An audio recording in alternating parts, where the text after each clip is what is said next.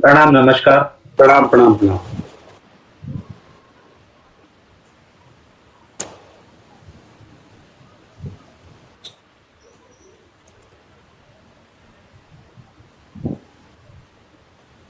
नमस्कार सभी को।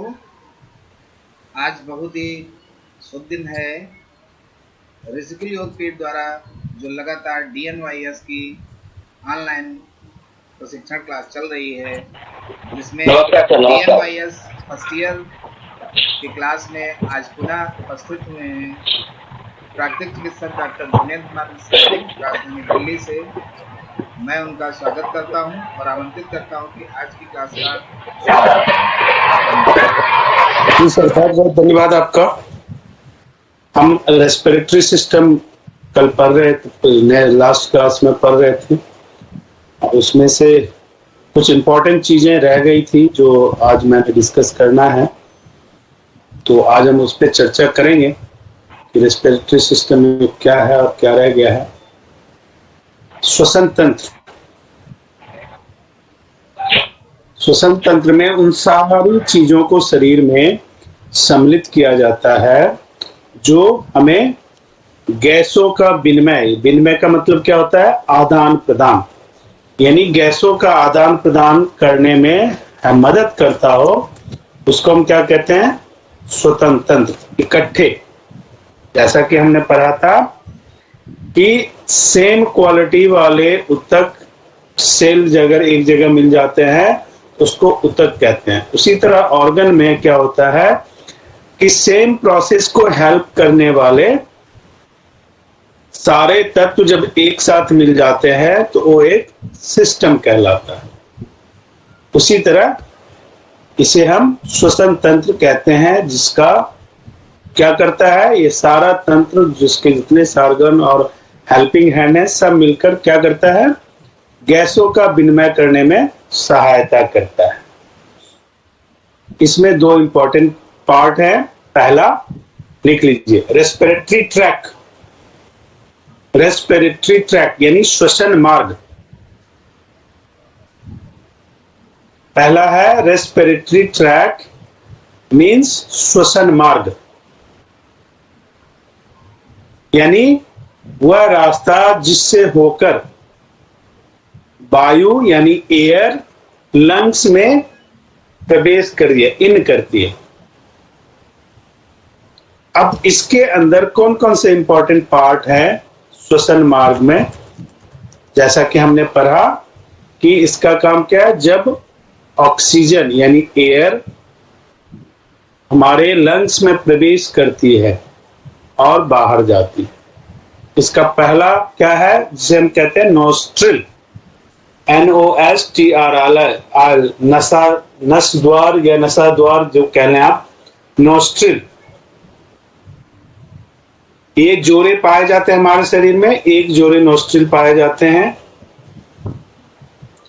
जिसका दोनों का पट होता है, जिसे नासिका पट कहते हैं। जो एयर है, ये देखो, ये ना एयर है, इसी होके हमारे शरीर में प्रवेश करता है और लंग्स तक पहुंचता है। दूसरा है नसापथ यानी नेजल पैसेज। दूसरा है nasal passage, NASSALPASSAG, nasal passage, नसापथ।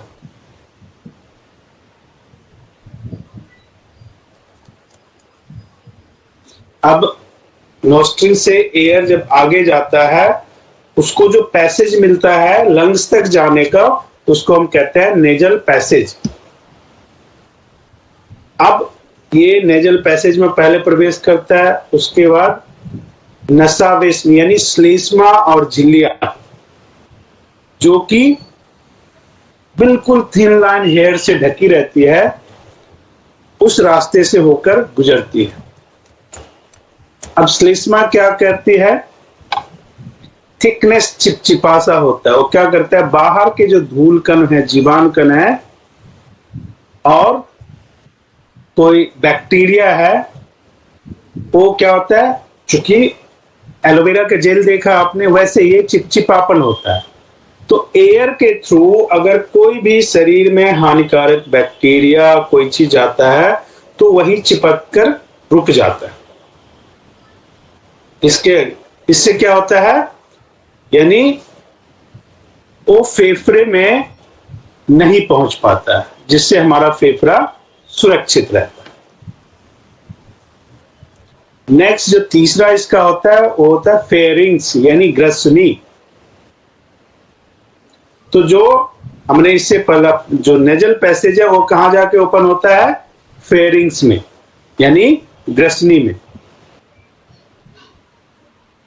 और ग्रसनी कहां खुलता है, यहां जाके कंठ में।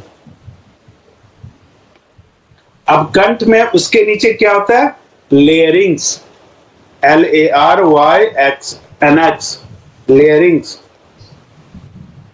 जिसको हमने कल पढ़ा था। इसको स्वर यंत्र भी कहते हैं, वॉइस बॉक्स, वोकल कॉर्ड, जो भी आप कह लें। अब ये 4 उपास्थियां यानी छोटे छोटे अस्थियों द्वारा घिरा रहता है, और ये कंठ के आगे श्वास नली में जाके खुलता है। इसके बाद क्या आता है, श्वास नली यानी ट्रकिया। ट्रकिया में जाके एक पतली लंबी सी पाइप की तरह होता है, जिसे नलिका कहते हैं। यह कंठ से प्रारंभ होकर गर्दन से वक्ष गुहा यानी लंग्स तक स्थित होता है। ये टिश्यूज से बने होते हैं। ये सी आकार का, जैसे सी आकार का छल्ले टाइप का होता है।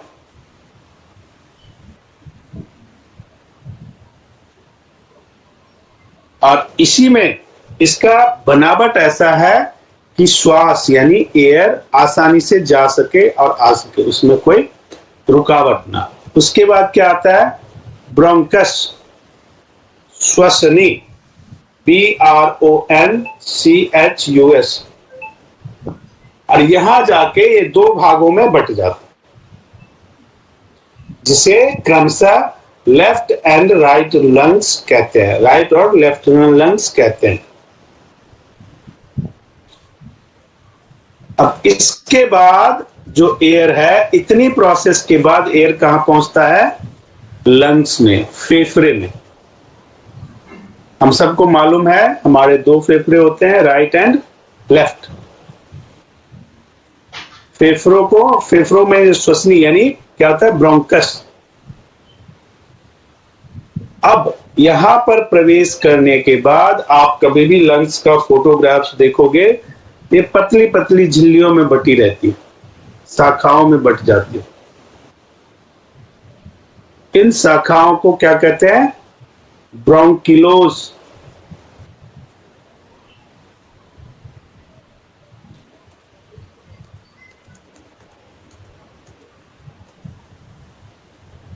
अब इसमें बिल्कुल पतली पतली शाखाएं होती है, जो और अलग पतली शाखाओं में विभक्त हो जाती है, और आगे जाके जो पतली शाखा में विभक्त करते होती है उसको कहते हैं एल्वियोलर डक्ट। एल्वियोलर डक्ट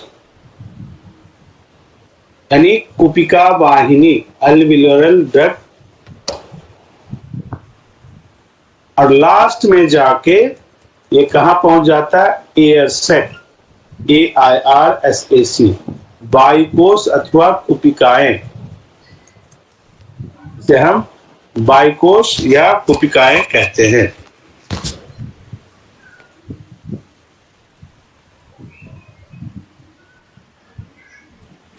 अब ये सारा प्रोसेस है लंग्स का, ये कैसे कैसे आता है, कैसे कैसे जाता है, और इस सारे चैनल्स के थ्रू लंग्स में एयर का आदान प्रदान होता है। अगर ये सारे ना हो तो लंग्स, इसमें से कोई भी चीज अगर थोड़ी सी भी प्रॉब्लम में आएगी तो हमारा लंग्स प्रॉपर काम नहीं करेगा। अब कभी कभी आप देखते होंगे कि आप गले में खराश सा होता है, कभी आप खांसते हो, या कभी आप छींकते हो, आपके मुंह से सडन कफ सा निकल जाता है, कभी ऐसा फील किया आप लोगों ने? छोटा सा टुकड़ा कोई निकल जाए और ब्लैकिश होता है, या आपको कफ है, आप खांसते हो तो टुकड़ों टुकड़ों में निकलता है, कभी एहसास किया आप लोगों ने?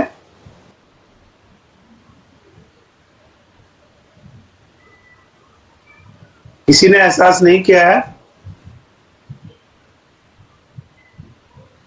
किया सर जी, किया है सर। देखो, वो क्या होता है, जो मैंने बोला कि जो श्लेष्मा होता है, जो झिल्लियां होती है, आपका एयर के थ्रू जो बैक्टीरिया होता है, फॉरेन एलिमेंट होता है, वो जब चिपक जाता है, तो जब इसलिए कहा जाता है कि आपको रोज भ्रामरी करना चाहिए,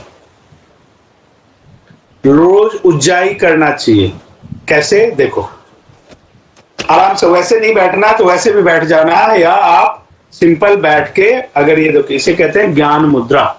अगर सिंपल बैठ के आप ज्ञान मुद्रा में ऐसे बैठते हो, और उज्जाई कैसे करना है? लंबी सांसें लेना है। कैसे?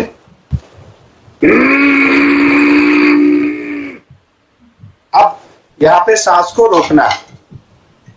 सांस को जैसे ही रोकोगे तो ये क्या हो गया? उज्जाई के साथ, इसे योग की भाषा में कहते हैं उज्जाई प्लस मूलबंध।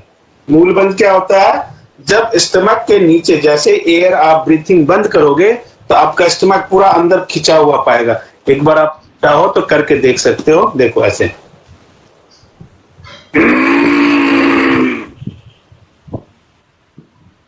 अब ये तो सांस लिया, जब सांस छोड़ेंगे इसी को मूल बंद के साथ जितने देर आप रोक सकते हो उतने देर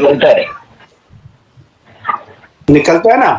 तो अब इसमें क्या होगा कि अगर आपके लंग्स में कोई इशू होगा तो जैसे ही आप करोगे तो आपको खांसी होने लग जाएगी, लेकिन इसको रोज करना है। इससे क्या होगा? देखो, आपका जितना रेस्पिरेटरी ट्रैक की चीजें हैं सब में क्या होता है? कंपन।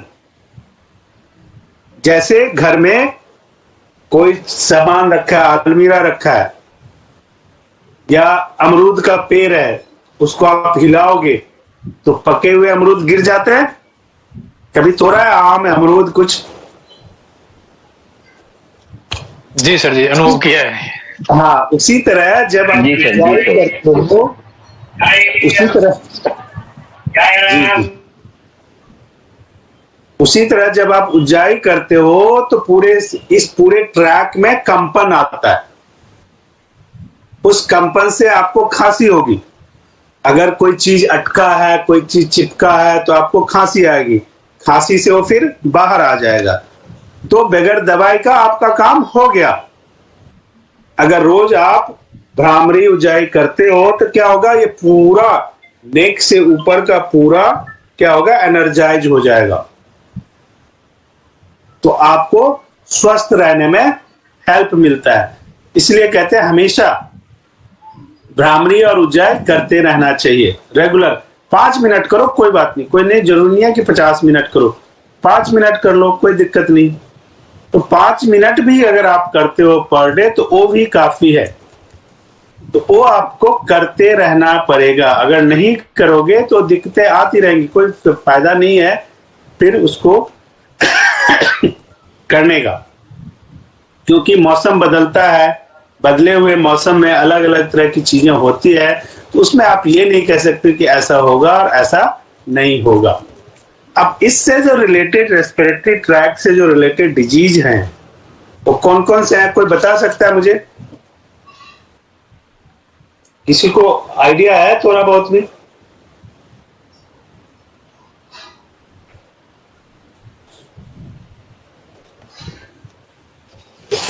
सबसे पहला डिजीज क्या होता है जो सबको होता है? सर्दी खांसी। सर्दी खांसी। सर्दी खांसी कोई डिजीज है? इसको भी डिजीज कहोगे? पहला डिजीज जो आप लोग हर घर में हर जगह सुनने में मिलता है वो क्या है? अस्थमा। दूसरा डिजीज क्या है? ब्रोंकाइटिस। तीसरा डिजीज, ये बड़ा ही कंफ्यूजिंग डिजीज होता है, उसको कहते हैं चेस्ट पेन, या आपको क्या लोग कहते हैं चेस्ट में हैवीनेस लग रहा है। सुना है कभी? जी सर, सुना है। ब्रोंकाइटिस का नाम सुना है कभी? सेकंड क्या बताया आपने disease? Bronchitis.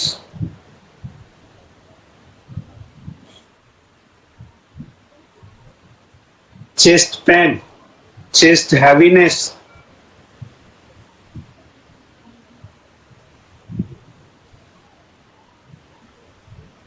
Pleurisy, pneumonia,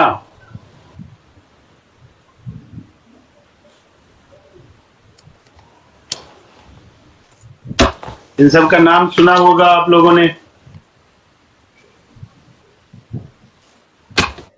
sir सुना है। जी सर।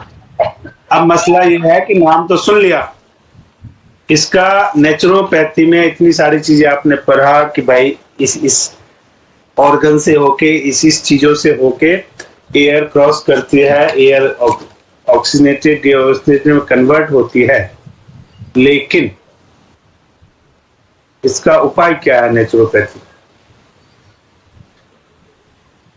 तो एक तो योग में पहले आपको बता दिया मैंने कि उज्जाई करो, भ्रामरी करो, जिसको योग आसन करना आता है तो वज्रासन करो, पश्चिमोत्तान पादासन करो, इन सब चीजों से भुजंगासन करो, सूर्य नमस्कार कर लो, नहीं कुछ कर सकते तो सूर्य नमस्कार कर लो, ये भी काफी है।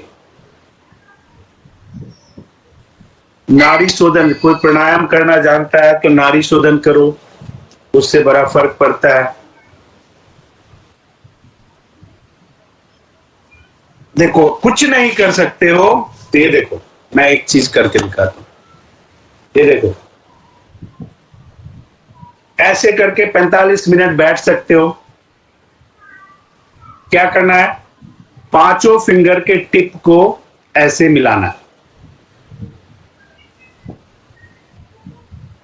कई दफा आप कहीं जाते हो, बातचीत करते रहते हो, उनकी बातें सुनते रहते हो, ऐसे करके बैठ जाओ, सुनो उनकी बात। कई दफा ऐसा होगा जब आप ऐसा करोगे तो अगला बंदा कहेगा कोई जादू टोना कर रहा है क्या? उसके सामने आप ऐसे बैठे हो या वो पूछ देगा भाई क्या है ये, तो और अच्छा है। इसे कहते हैं हाकनी मुद्रा। देखो ठीक से, ये लंग्स के लिए बहुत अच्छा होता है। और भी है, मैं बताऊंगा जब इसके डिजीज पे सारा मैं करूंगा, और भी है। अब आते हैं हम नेचुरोपैथी में, इसके क्या सॉल्यूशंस हैं, क्या कर सकते हैं। जब आप पढ़ोगे, इसका सबसे बेहतरीन सॉल्यूशन होता है, अभी मैंने पढ़ाया नहीं है, नाम ले देता हूं मैं, स्पाइनल बाथ।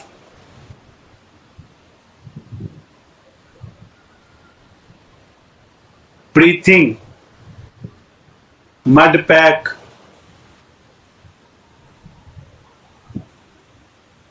एनिमा का नाम आप लोगों ने सुना होगा, हॉट एंड कोल्ड का नाम सुना होगा,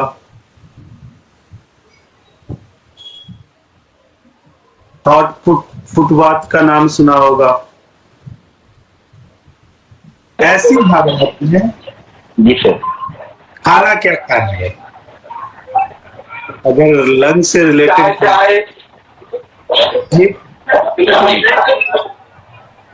आप लोग वेट कर ले, मैं 10 मिनट में सारी चीजें कर लूंगा, फिर आप क्लास में अनम्यूट ना रहे, दूसरे भी डिस्टर्ब होते हैं। अब यह है, सबसे पहले किसी को भी अस्थमा हो, ब्रोंकाइटिस हो, प्लूरेसी हो, निमोनिया हो, सबसे पहला काम क्या करना है? मिल्क प्रोडक्ट को खाना बंद कर देना। कोई भी मिल्क से रिलेटेड प्रोडक्ट नहीं खाना है, इवन दूध भी नहीं पीना है। रेफ्रिजरेटर को घर से निकाल दो। एक्सेसिव टी कॉफी बंद कर दो।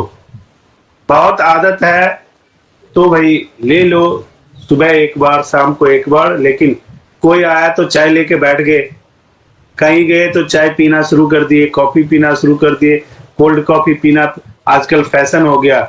रेस्टोरेंट में जाके कोल्ड कॉफी पियेंगे, 250 रुपए का। जी हमारे पास पैसा है, स्टेटस सिंबल है। अब देखो, एक तो कॉफी, ऊपर से कोल्ड।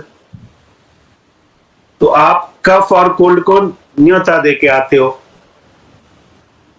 और अगर आपके लंग्स में इशू है और कफ कोल्ड एक साथ लोगे तो क्या होगा? तो कोई भी इस तरह की चीजें हैं, सबसे बेहतरीन हनी विद आंवला। आंवला पाउडर ले आओ,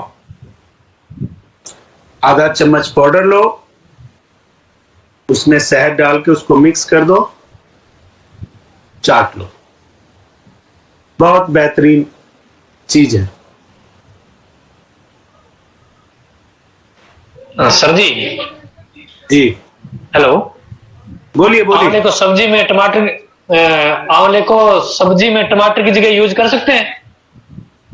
देखो, आंवला खटाई के लिए या सब्जी का स्वाद बढ़ाने के लिए यूज नहीं किया जाता, ठीक है जी। या जी। सब्जी को मतलब अजीब बनाने के लिए यूज नहीं किया जाता। जब जी। कभी आप आंवला यूज करोगे तो सारी चीजों में आंवला का टेस्ट आ जाएगा। वो सभी टेस्टों को अपने अपने रंग में बदल देता है। सबको आंवला का रंग पसंद हो तो करो, कोई दिक्कत नहीं है। हम तो सर सब्जी में टमाटर की जगह आंवला डाल लेते हैं। कोई सुनिए, आप आंवला डाल दो, सब्जी में डाल दो, दाल में डाल दो, चटनी बना लो आंवला का, हरा धनिया का, हरी मिर्च का, अदरक का, लहसुन मिक्स करके चटनी बना लो, कोई सुनिए। ये सब चीजें आप खा सकते हो, उसमें कोई इशू नहीं।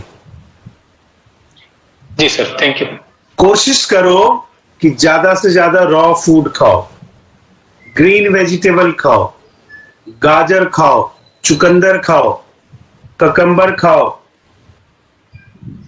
ठंड के मौसम में अगर आपको लंग्स का इशू है तो धूप में बैठ के, दोपहर में धूप में बैठ के संतरे खाओ, ऑरेंज खाओ, बहुत फायदा करेगा। क्यों? संतरा, ऑरेंज क्या करता है? विटामिन सी देता है शरीर को। विटामिन सी का क्या काम है? पेनिट्रेशन का काम करता है विटामिन सी, यानी आपने जो खाना खाया उसको डाइजेशन पॉइंट तक बड़ा जल्दी ले जाता है। तो आपके लिए बड़ा फायदेमंद होता है। अनकुक्ड फूड जितना खा सकते हो खाओ, बड़ा फायदेमंद होगा। जूस पियो, बड़ा फायदेमंद होगा। और सबसे बेहतरीन, और आपको मजा भी आएगा खाने में, ड्रम स्टिक का सूप पियो।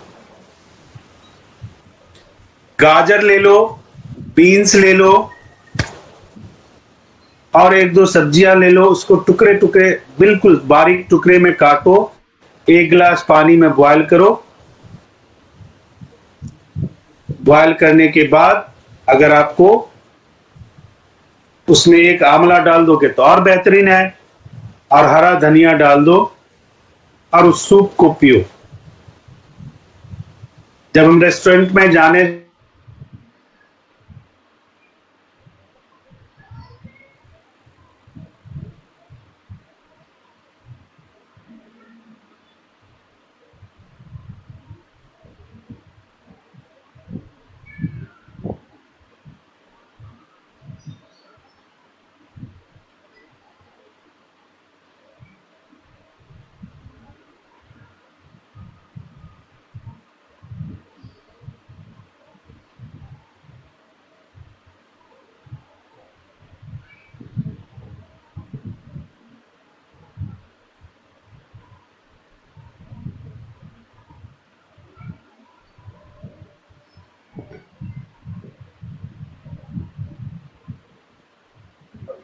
कुछ प्रॉब्लम हुआ है?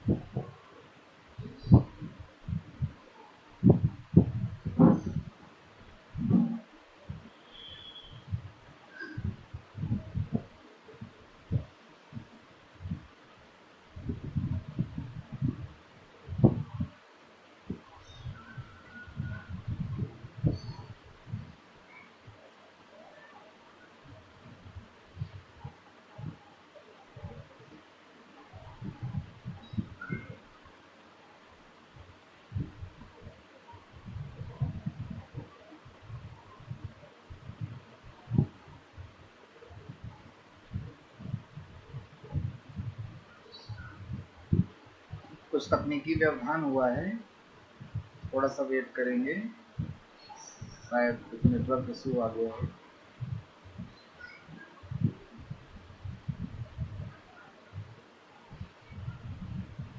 नेटवर्क में प्रॉब्लम आ गया था जी। एनीवे, मैं कह रहा था कि अगर वो सूप आप पियोगे आपको अच्छी भूख लगेगी, आपके लंग्स के सेहत के लिए बहुत बेहतरीन होगा। तो सर आप सूप वाला थोड़ा सा दोहराना।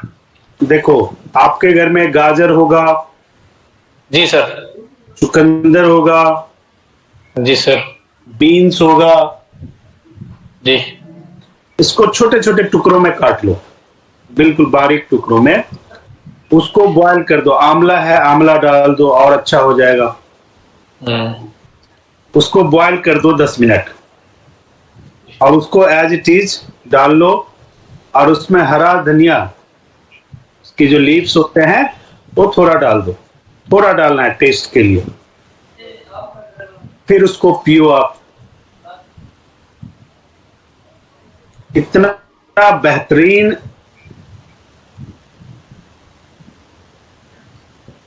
सूप है वो। क्या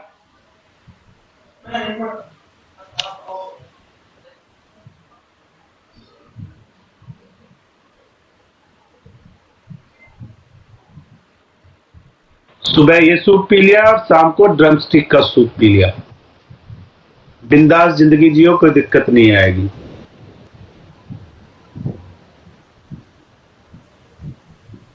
चलो जी, पूछो सवाल जो पूछना। आज नेट प्रॉपर काम नहीं कर रहा है मेरा। पूछ लो आप जो सवाल पूछना है। सर बाल झड़ने का उपाय बता दीजिए। क्या करने का? बाल बहुत झड़ते हैं सर, इसके लिए कुछ उपाय। आप रेस्पिरेटरी सिस्टम पढ़ रहे हो, पता है आपको? जी सर।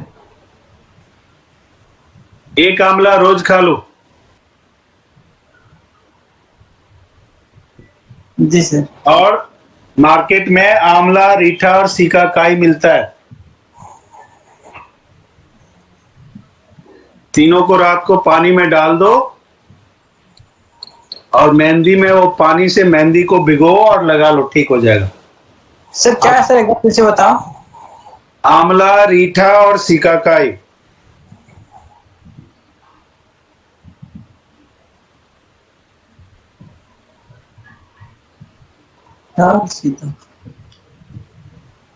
गुड़हल का फूल देखा है कभी आपने? गुलर सर? गुड़हल, हिबिस्कस। नहीं देखा सर। लाल लाल लाल फूल होते हैं उसके। अच्छा। गणपति को चढ़ते हैं। हाँ जी, गणपति को चढ़ते हैं ये फूल। गणपति गणेश जी, मुझे गणेश जी को चढ़ाते हाँ, हैं। वो बालों के लिए बहुत बेहतरीन होता है।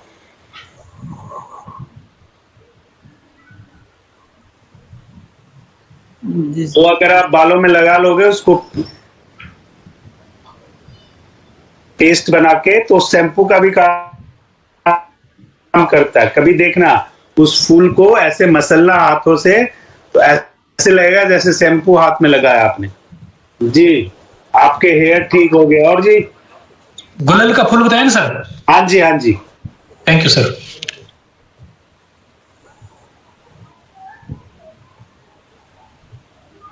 और कोई सवाल है? नहीं सर। आप में से किसी का कोई सवाल है? और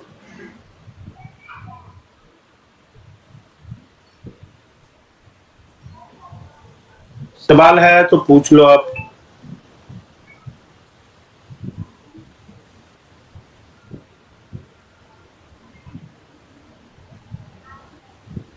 जी, सुबह सुबह आप में से कौन सूक्ष्म व्यायाम करता है रोज? कोई है? सर रोज नहीं करते, कभी कभी कर लेते। वो भी मत